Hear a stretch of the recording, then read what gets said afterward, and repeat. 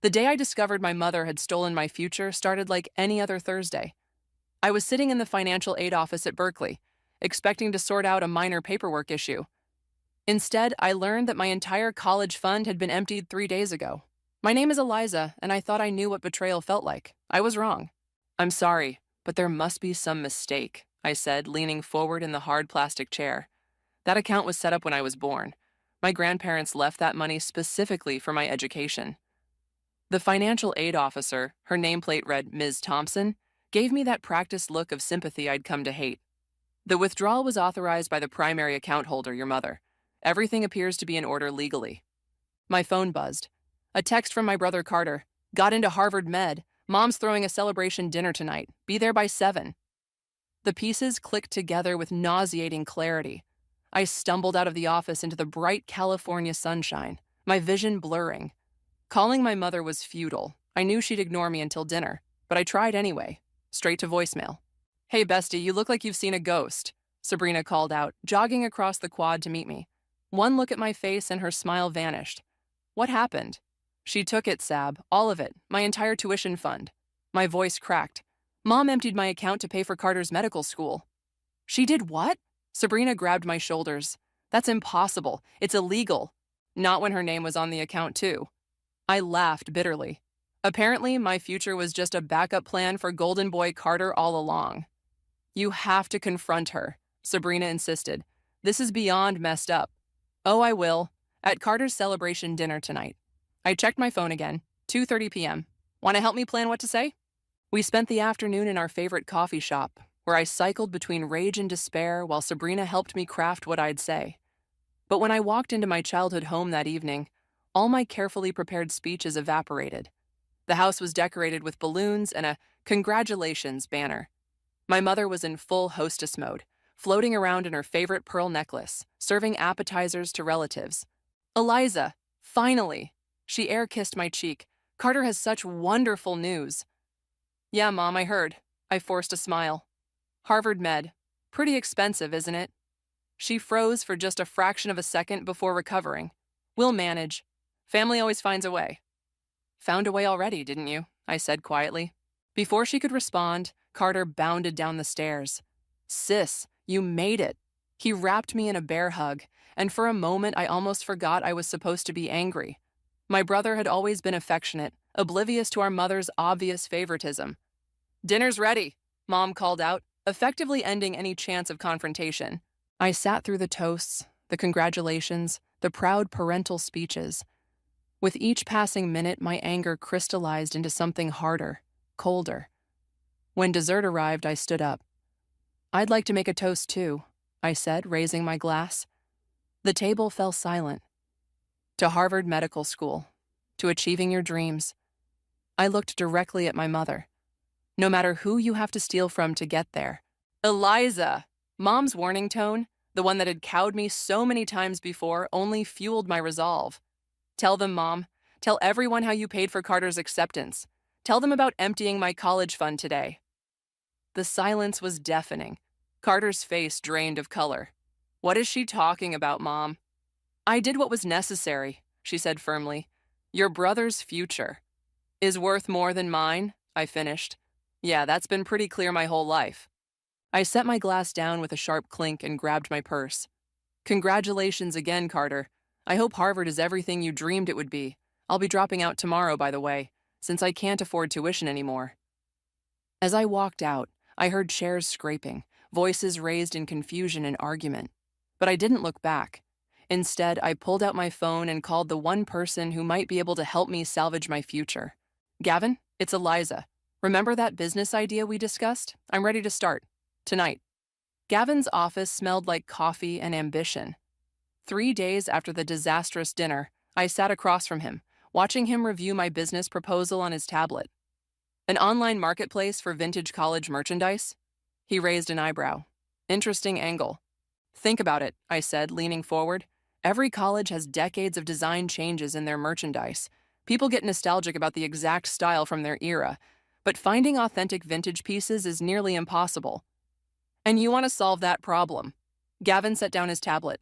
With zero capital and no business experience. I have something better than capital, I countered.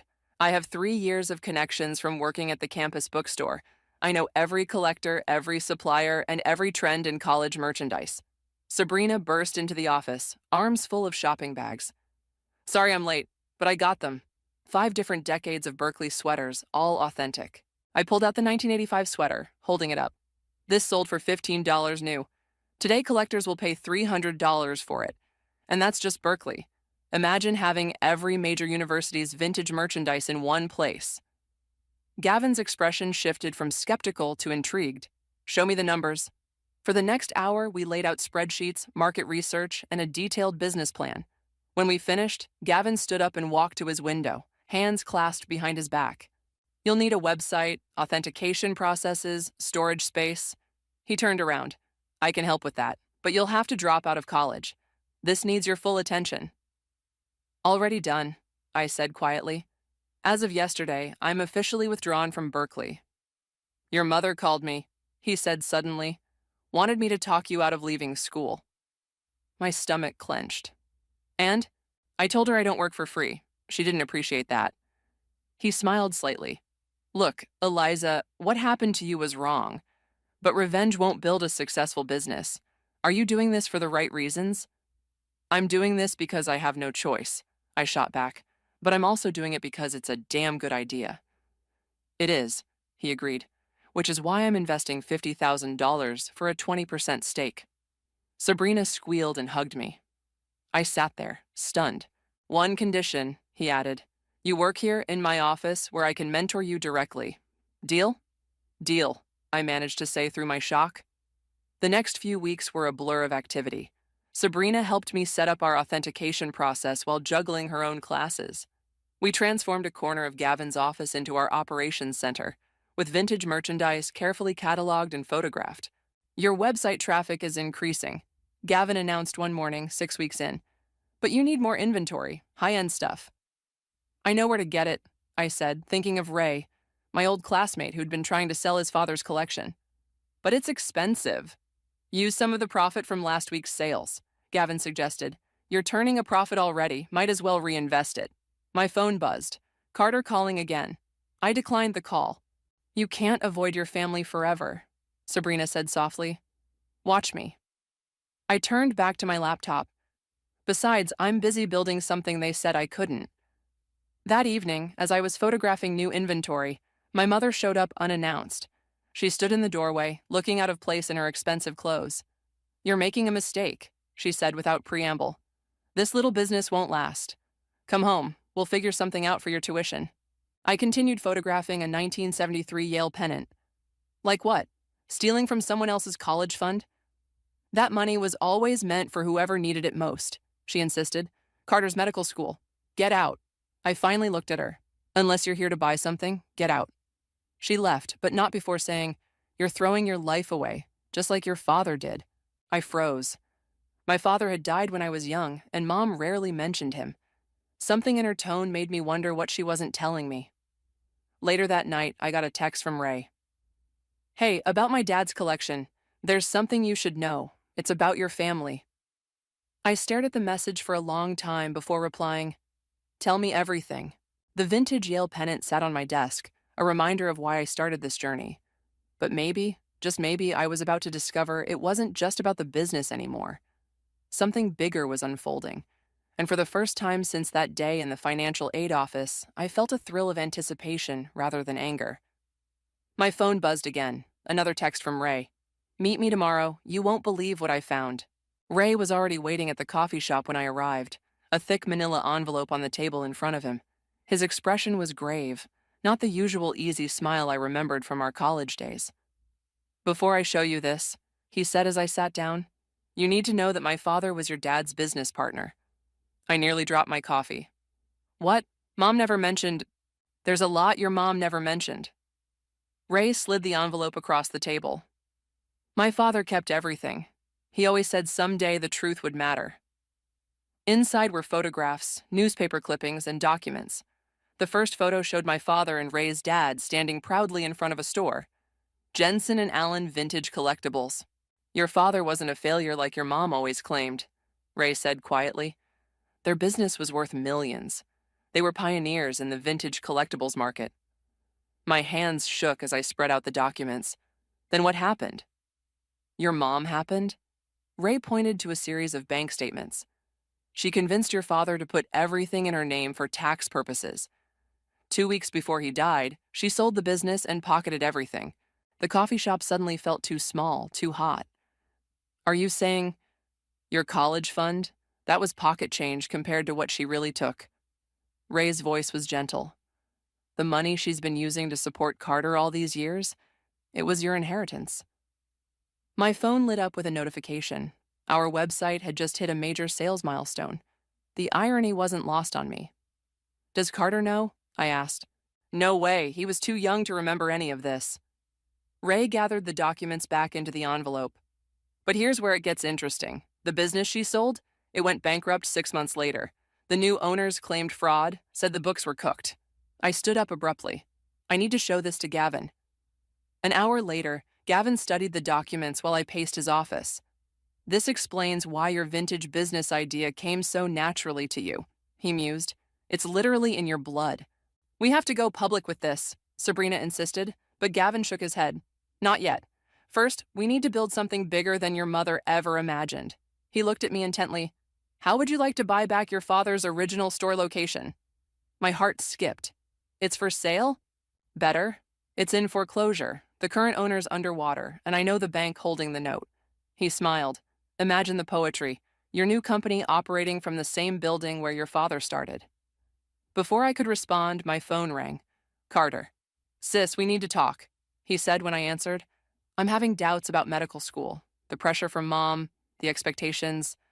I don't think it's what I really want. Meet me at Gavin's office, I said. There's something you need to see. Carter arrived looking exhausted, nothing like the golden boy from the celebration dinner. When I showed him the documents, he sat in stunned silence. All those years, he finally said, she made it sound like Dad was a dreamer who couldn't provide for his family. But she was the one who... He couldn't finish. The question is, Gavin interjected, what are you going to do about it? I looked at the website analytics on my screen. We'd just had our biggest sales day ever.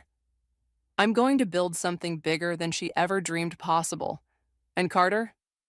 I turned to my brother. If you want out of medical school, I could use help running this business. Mom will lose it, Carter warned, but he was already smiling. Mom lost it all years ago, I replied. She just doesn't know it yet. That evening, as I was leaving the office, I got a text from an unknown number. It was a photo of my mother having dinner with someone I recognized, the lawyer who'd handled the sale of my father's business 20 years ago. Thought you should know, Ray's message followed. They've been meeting regularly. Something's up. I forwarded the photo to Gavin with a simple message. Time to accelerate our plans? His response came immediately. Tomorrow, 8 a.m. Bring Carter. We're buying that building. I drove home past my father's old store location. The building was dark, abandoned, but I could almost see it as it was in that old photograph. Bright, alive, full of promise. Soon it would be again, but this time, no one would be able to steal it away. My phone buzzed with another text from my mother. Family dinner Sunday. Non-negotiable. We need to discuss your future. I smiled as I typed my response. You're right. We absolutely do.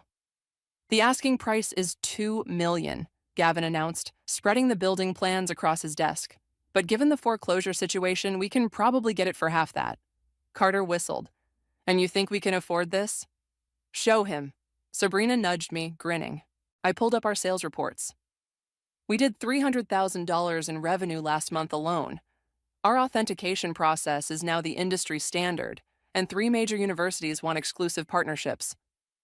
Holy shit, sis. Carter stared at the numbers. In just 3 months? Before I could respond, my phone buzzed. Ray's message made my blood run cold. Your mom's lawyer just filed paperwork claiming rights to your business name. They're saying it infringes on the old company's trademark. Unbelievable, I muttered, showing the message to Gavin. Actually, this is perfect, Gavin said, looking oddly pleased. She just proved she's been monitoring your success. Time to play our hand. A knock at the door interrupted us. A courier delivered a thick envelope, the preliminary paperwork for the building purchase. Sign here. Gavin pushed the documents toward me. Once this goes through, we'll own the building by Friday. Wait, Carter grabbed my arm. Mom's having dinner with her lawyer tonight. Let me go. I can find out what they're planning. I hesitated. Are you sure? If she realizes you're working with me? She still thinks I'm her golden child, he said bitterly. Let me use that. That evening, while Carter was at dinner with our mother, I met Ray at his father's storage unit. The space was packed with vintage merchandise, but he led me straight to a small safe in the corner. Found this yesterday, he said, entering the combination. Dad kept a separate record of all transactions with your mother. Inside was a ledger and a USB drive. The digital files show every penny she embezzled, Ray explained, including, he paused dramatically, the money she's been hiding from the IRS. My phone lit up with a text from Carter. Mom's trying to shut you down, claims trademark violation plus emotional distress. Lawyer says they file tomorrow. Perfect timing, I murmured, holding up the USB drive. Back at the office, Gavin reviewed the files while Sabrina ordered late-night pizza. This is better than we thought, he said finally. She didn't just steal from your father's business. She's been running a shell game for years, moving money around to avoid taxes. The IRS would love this. So, what's our play? Sabrina asked through a mouthful of pizza. We close on the building tomorrow morning, I decided, before she can file anything. Then, another text from Carter interrupted. Mom drunk, said something about making sure history doesn't repeat itself. What did she mean? Ray leaned forward. There's something else you need to see. He pulled out one final document, a life insurance policy on my father. The beneficiary was changed 3 days before his death. The accident report was inconclusive. The pizza turned to ash in my mouth. Are you saying... I'm saying your mother has a pattern of making problems disappear, Ray said quietly. Be careful. The next morning, I stood in front of the old building, my father's building, watching the sunrise paint the worn brick gold. Sabrina arrived with coffee, followed by Carter looking hungover. Mom's still passed out, he reported, but her lawyer's office opens in an hour. Then let's do this, I said, walking into the bank. Signing the papers took 20 minutes. When we walked out, I officially owned my father's legacy. My phone immediately buzzed. My mother. What have you done? She hissed. That building was supposed to be mine. Like everything else you stole? I shot back. Check your email, Mom. I just sent you something interesting. You have 1 hour to call off your lawyer, or the IRS gets a copy. You wouldn't dare. Try me. Oh, and Mom, I know about Dad's life insurance policy. The line went dead. Back at Gavin's office, we watched the security footage as my mother stormed into her lawyer's office, emerging 15 minutes later looking defeated. She'll back off, Carter predicted, but she won't stop. I know, I said, looking at the USB drive containing 2 decades of her crimes. That's why we're not done yet. Sabrina pulled up our website analytics. Holy crap, the publicity from buying the building just doubled our traffic. Focus on that for now, Gavin advised. Build something so big she can't touch it. Then we finish this. I completed his thought, picking up the old photo of my father in front of his store. For Dad. Ray appeared in the doorway. Just got word. Your mother's lawyer quit, but she's already meeting with another one. Let her, I smiled. The real show hasn't even started yet. The renovation crew had just finished installing the new storefront sign when my mother's Mercedes pulled up. I watched from the second-floor window as she stepped out, designer handbag clutched like a shield. Should we call security? Sabrina asked, but I shook my head. Let her come. The bell above the door chimed. We'd kept it from Dad's old shop. My mother's heels clicked across the restored hardwood floors. Impressive, she said, looking around the modernized space. Your father would have loved this. Of course, he always did prefer dreams to reality. Like the reality of how he died? I kept my voice steady. Or the reality of where his money went. She flinched but recovered quickly. I came to make you an offer. Sell me the business, all of it. I'll pay double what it's worth. Carter emerged from the back office. With what money, Mom? The inheritance you stole from us? She hadn't expected to see him here. Carter? What are you... You should be at medical school. I withdrew, he said. Turns out I prefer working with my sister to living your dreams. Mom's face hardened. Everything I did was for this family. Really? I pulled out Ray's ledger. Like changing Dad's life insurance policy right before his accident? The color drained from her face. You don't understand. Mrs. Jensen? A man in a suit appeared at the door. I'm Agent Morris, IRS Criminal Investigation Division. We'd like to ask you some questions. I hadn't called them. By the look on Ray's face as he came down the stairs, he had. This isn't over, Mom hissed as the agent led her outside. Actually, it is, Gavin said, emerging from his office. Your daughter's company just signed exclusive contracts with 12 major universities. She's now worth more than you ever were. After she left with the IRS agent, Carter slumped against the counter. What happens now? Now? I gestured to the boxes of vintage merchandise waiting to be authenticated. We work. The next few weeks were a blur of activity. Our sales doubled, then tripled. We hired staff, expanded our warehouse space, and launched a mobile app for collectors. Your mother's assets have been frozen, Ray reported one morning. The IRS found irregularities going back decades. I was about to respond when Sabrina burst in. You need to see this. She thrust her phone at me. It was a local news article. The headline made my stomach drop. Local businesswoman attempts suicide after fraud investigation. She's stable, Carter said from the doorway. I hadn't even heard him come in. But she's asking for us. Both of us. The hospital room was painfully white. Mom looked small in the bed, her designer clothes replaced by a plain gown. I suppose you're happy now, she said weakly. Happy? I felt the anger rise. You tried to destroy my business just like you destroyed Dad's. Your father destroyed himself, she snapped. His obsession with that store, with building something meaningful instead of practical. When he started talking about exposing our financial arrangements to the board. She stopped abruptly, realizing what she'd just admitted. So you made sure he couldn't, Carter said, his voice shaking.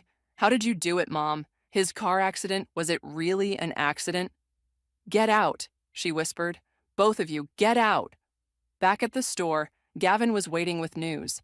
The IRS wants to make a deal. They'll reduce the charges if she cooperates fully. No deals, I said firmly. She needs to face everything she's done. That evening, as I locked up the store, I noticed a familiar car across the street. Ray's father, now recovered from his stroke, sat in the passenger seat. He wanted to see the store one last time, Ray explained. Dad, show her what you brought. The old man handed me a yellowed envelope. Inside was a letter from my father, dated the day before he died. Dear Eliza, it began, if you're reading this, something has gone wrong. Your mother's schemes run deeper than I imagined. But remember, a business is more than money. It's a legacy. And someday, you'll build something greater than I ever could. My phone buzzed. A text from Carter. Mom's lawyer called. She wants to confess. Everything. I looked up at the store sign, glowing softly in the dusk. Jensen and Allen Vintage Collections. A legacy reborn. Dad was right, I said to Ray. This was never about the money. No, he agreed. It was about justice. Another text came through, this time from Sabrina. You need to see tomorrow's sales projections. We're about to hit 8 figures. I smiled, tucking my father's letter safely away. The truth was finally coming out. My business was thriving, and for the first time in years, I felt truly free. But something told me my mother had one last card to play. Your mother wants to meet, Gavin announced, setting his phone down. Her lawyer says she's ready to tell you everything, about your father, the business, all of it. I looked up from the vintage Yale sweater I was authenticating. Why now? Because of this. Ray walked in, waving a document. The DA's office is considering upgrading the charges. They found new evidence about your father's accident. My hands shook as I read the report. Brake lines? Deliberately cut? They're reopening the case as a potential homicide, Ray confirmed. Mom's trying to get ahead of it. Carter burst through the door, out of breath. She's selling the house, already has a buyer. Of course she is, I muttered. Liquidating assets before the trial. Sabrina, who'd been quietly monitoring our online sales, suddenly spoke up. Guys, someone just tried to hack our authentication database. They were looking for something specific, all records related to merchandise from 1995. The year Dad died, Carter said. I grabbed my keys. Ray, come with me to the storage unit. The rest of you, keep the business running. Something's not adding up. At the storage unit, Ray's father was already waiting, looking frail but determined. He pointed to a dusty box in the corner. Your father's personal collection, he explained. He kept records of everything, especially in those last months. Inside, we found a journal and dozens of Polaroid photos. One caught my eye. Dad standing next to a display case full of rare college pennants, including one that made my blood run cold. That's impossible, I whispered. That exact pennant was sold through our website last week for $50,000. Ray's father grabbed the photo. This collection was supposed to be destroyed in the fire. What fire? The warehouse fire, 2 days after your father died. Insurance paid out millions. Your mother claimed all the vintage stock was lost. My phone rang. Gavin, your mother's at the store. She's demanding to see you. Keep her there, I said. I'm bringing proof of another fraud. When we arrived, Mom was sitting in my office like she owned it. Her hospital gown had been replaced by her usual designer outfit, but her eyes were different, desperate. Going somewhere? I asked, noting her packed suitcase by the door. Selling the house was my choice, she said defensively. I need a fresh start.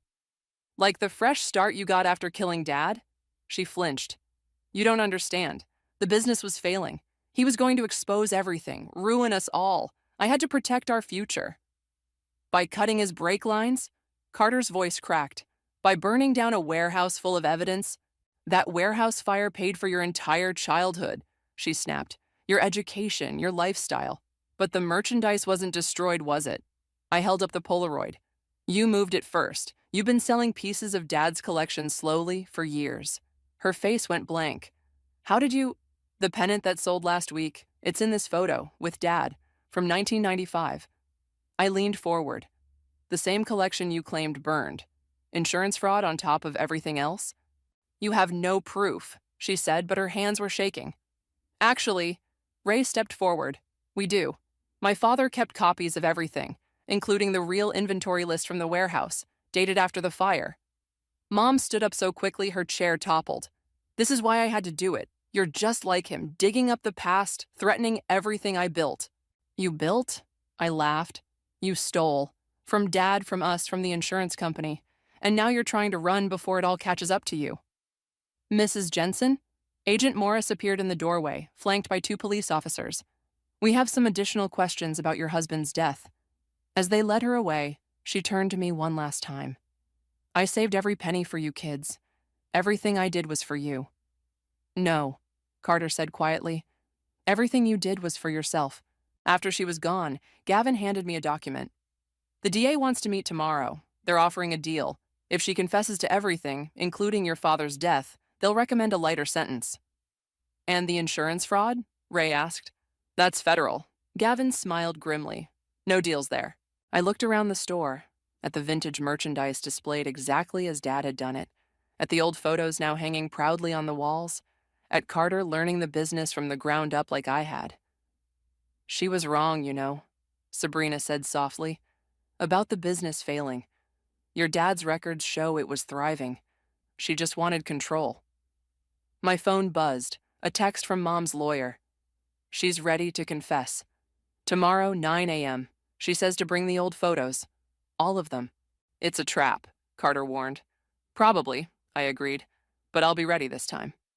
I picked up Dad's journal, running my fingers over his familiar handwriting. Tomorrow would change everything, but first we had a store to run. The district attorney's office felt colder than I remembered.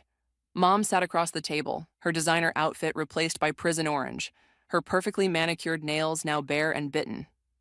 Before we begin, her lawyer said, my client has a proposition. No deals, I replied, but Mom raised her hand. Just listen, Eliza, please. Her voice cracked on my name. There's a storage unit in Sacramento. The key is in my bedroom safe. Everything your father collected, the real collection, it's all there. Carter, sitting beside me, leaned forward. The collection you said burned? Worth millions now, she continued. I've been selling pieces slowly, building a nest egg. It's all yours, both of you, if you drop the charges. The DA cleared his throat.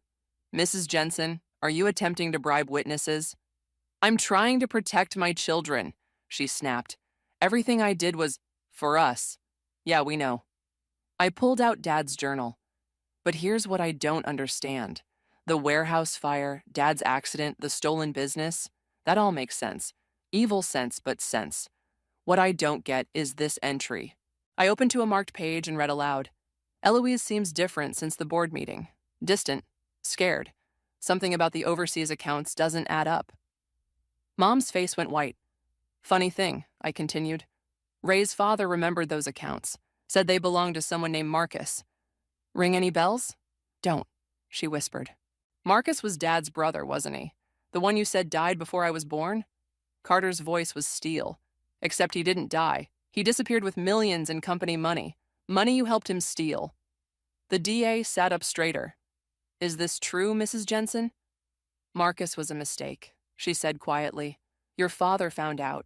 He was going to report everything, ruin all our lives. I had to stop him. By killing him? I slammed the journal down. Your own husband? I loved your father, she shouted. But he was weak, always putting principles before family. Marcus promised we'd be set for life if I helped him. When your father discovered the truth, you chose money over him, Carter finished. I chose survival. She turned to the DA. Fine, you want a confession? Here it is. I helped Marcus steal the money. When David threatened to expose us, I cut his brake lines. I staged the warehouse fire to hide the missing inventory. I took everything from my children's inheritance. Happy now? The room fell silent. The DA's recorder blinked red. And Marcus? He prompted. Mom laughed bitterly. Dead. For real this time. Heart attack in Buenos Aires 3 years ago. The money's gone, gambling, bad investments. That's why I needed Eliza's college fund for Carter. Why I tried to stop her business before she dug too deep. Mrs. Jensen, the DA said formally, you understand this confession, combined with the new evidence, means 20 to life? She looked at me, really looked at me, for the first time in years. I understand I've lost everything that matters anyway. As the guards let her out, she turned back. The storage unit key. Get it before they seize the house. That collection was your father's legacy. It should be yours. That evening, we gathered in the store. Ray's father had insisted on coming, despite his health. The safe combination, he said, handing me a slip of paper. David told me, just in case, said his wife had been acting strange. The house felt empty when we arrived. In my mother's bedroom, the safe opened with a soft click. Inside lay a single key and a letter. My dearest children, I read aloud. If you're reading this, the truth about Marcus and your father has finally come out. The collection in Sacramento isn't just vintage merchandise, it's evidence. Every piece tells part of the story. Your father was building a case, right until the end. Now it's yours to finish. Love, Mom. A confession and a treasure map, Sabrina mused. Think it's real? Only one way to find out, Carter said, grabbing the key. My phone buzzed. Gavin. The DA called. Your mother's officially pleading guilty to all charges. And Eliza, our website just hit 1 million users. I looked around my mother's room one last time. The photos on her dresser, family vacations, graduations, forced smiles hiding deadly secrets. Sacramento's 3 hours away, Ray said. We could go tonight. No, I decided. First, we celebrate. The truth's out, the business is thriving, and Dad's finally got justice. And tomorrow? Carter asked. I pocketed the key. Tomorrow we find out what other secrets Mom's been keeping. But right now we've won. As we left the house, I saw my mother's lawyer pulling up. One last thing she wanted you to know, he called out. The combination to that storage unit, it's not what you think. Be careful what you wish for. I gripped the key tighter. Something told me this wasn't over yet. The Sacramento storage facility loomed before us in the early morning light. Carter gripped the key while Ray checked the unit number from Mom's letter. Unit 247, he confirmed. But your mother's lawyer was right. Something's off. This facility only opened 5 years ago. Then how did Dad store anything here? I wondered aloud. Sabrina, who'd been checking her phone, suddenly grabbed my arm. Guys, the business registration for this place. The owner is Marcus. The key felt heavier in Carter's hand. Dead Marcus? Mom's partner in crime, Marcus? Our uncle Marcus, I corrected, who supposedly died in Buenos Aires. The unit's lock clicked open. Inside, instead of vintage merchandise, we found a single desk with a laptop and a note. Password: the day you stopped believing in fairy tales. The day Dad died, Carter whispered. The laptop hummed to life. A video file started playing automatically, showing our Uncle Marcus, very much alive, recording from what looked like a tropical location. Hello, kids. If you're watching this, your mother finally cracked. The truth is, I never stole that money. Your father and I were investigating your mother's embezzlement scheme. She discovered us and, well, you know what happened to David. My hands shook as I gripped the desk. The vintage collection was real, Marcus continued, but it wasn't in this unit. Check your father's old office, the one you're running your business from now, Eliza. Behind the north wall, David built a secret room before he died. Everything's there, including proof of your mother's crimes going back 30 years. Carter was already calling Gavin. Get a contractor to the store, now. Back at our building, the contractor's tools revealed a hidden door behind the vintage display case. Inside, climate-controlled and perfectly preserved, was Dad's real collection, and so much more. Look at this, Ray's father breathed, holding up a ledger. Every transaction, every scheme, every dollar your mother stole. David documented everything. But why didn't Marcus come forward? Sabrina asked.